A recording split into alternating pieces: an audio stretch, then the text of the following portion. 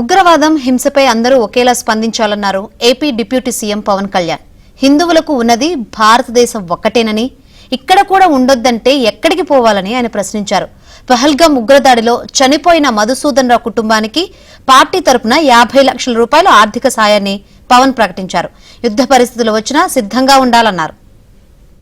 నువ్వు హిందువా కాదా ID cards అడిగి బొట్టు పెట్టుకున్న తర్వాత నేను కాదని కూడా అబద్ధం కూడా చెప్పలేక తప్పించుకోవడాకన్నా అలా దొరికిపోయాం మేము.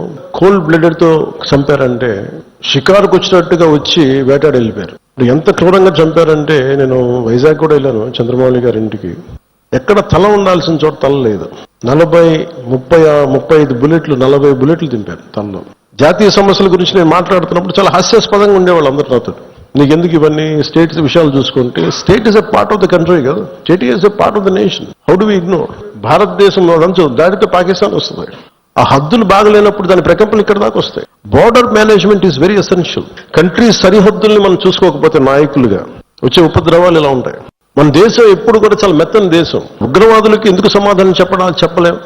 ఇంత కనికరం అవసరం లేదు ఉగ్రవాదుల మీద అనిపించింది. ఒక వాస్తవాన్ని వాస్తవంగా చెప్పడంలో తప్పే ఉంది అన్నాను.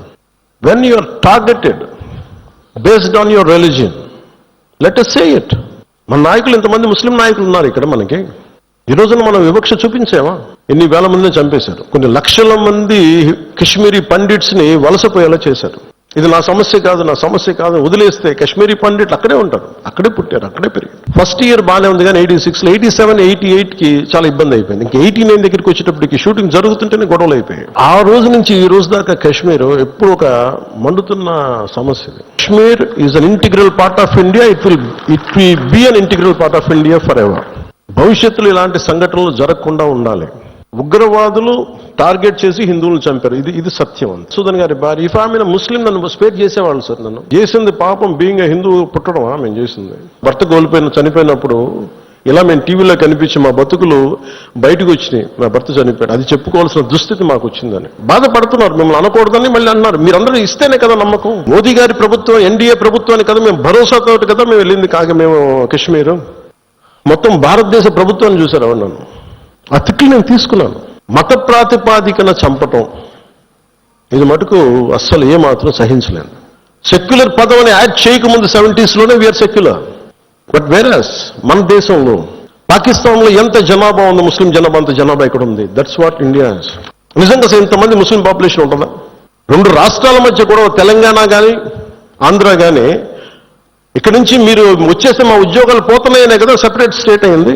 అలాంటిది ఎక్కడి నుంచో శరణార్థులు వాళ్ళ యుద్ధ పరిస్థితులు బాగలే, వాళ్ళ వాతావరణ పరిస్థితులు బాగలేక మనకు వచ్చేస్తే అది మనకు అదనపు భారం. అది హిందువులకు ఉన్నది ఒకటే దేశం, ఇంక వేరే దేశం లేదు. ఇక్కడ కూడా హిందువులు టార్గెట్ చేసి చంపితే ఎక్కడికి పారిపోతారు? మీ ప్రధానమంత్రికి చెప్పుకో, మీ మోడీకి చెప్పుకో. నువ్వు మోదీని అంటలేదు, ఇక్కడ మా అందరినీ అంటున్నావు. కష్టమైన సమయం కాబట్టి నిత్యం విమర్శించే మోదీ గారిని విమర్శించే నాయకులు కూడా ఈ రోజు ఆయనకు మద్దతు తెలుపుతా ఉన్నారు. దేశం అంత ఏకతాటిపైకి వచ్చింది. పాలిటిక్స్ లో రాకముందు రిస్క్ అది ఇది అనుకుంటే నేను అనుకునేవాడిని సింపుల్ గా రోడ్డు మీద వెళ్తుంటే కూడా చచ్చిపోవచ్చు కదా. భావజాలాన్ని పట్టుకోండి, దానికోసం చనిపోతే మంచిది కదా. వాళ్ళు పడుకుంటే నిద్ర పడద్దా? తుపాకులు వస్తాయి, తుపాకి చప్పులు వినిపిస్తాయి, భర్త హాహాకారాలు వినిపిస్తాయి, తండ్రి ప్రాణాలు కోల్పోవడం వినిపిస్తాయి. ఒకటి చనిపోవడం, ప్రాణాలు కోల్పోవడం ఒకటైతే మానసికంగా దాన్ని తేరుకొని బయటికి రావడం చాలా చాలా కష్టం.